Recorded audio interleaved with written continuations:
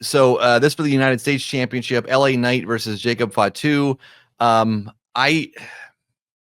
Knight's kind of in one of those weird spots too. Again, where I think Jacob Fatu is going to win this. I just think there's too much behind him. He's just too spectacular. And nothing against LA Knight, but I think LA Knight's just in the, he's almost kind of like LA Knight to me. With that company is almost kind of like an afterthought because he's not sort of their homegrown guy. He didn't come up through their system and stuff too. So I think sometimes he gets sort of the short end of the stick a little bit. And again, not to take anything away from Jacob Fatu, because I think you do need to keep building up Jacob Fatu into the sort of monster that he's going to become down the line. What are your thoughts on this match? Yeah, LA Knight's another guy, I think, as far as getting a crowd reaction and people behind him.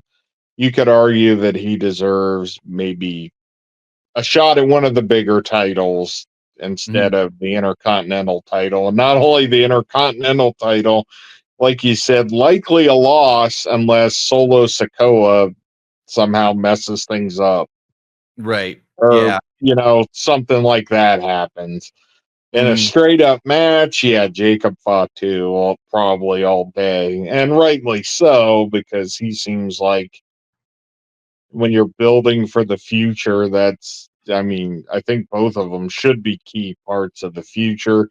Seems like LA Knight rubs people the wrong way here and there. Yeah. But, and that might be what's keeping him in those positions. Like I said, I'm not backstage. I don't know. Maybe he is difficult to deal with.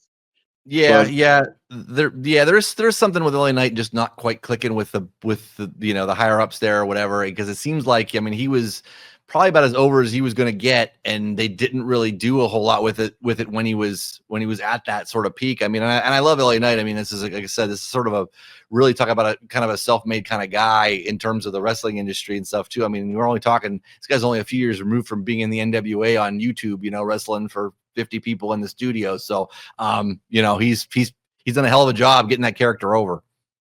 Oh, he's done a great job. He was at Impact at its lowest point when everyone had kind of, they had switched ownership and everyone had kind of abandoned ship on him. And no, he's carried some companies at some key times and maybe not gotten the credit he probably deserves for it.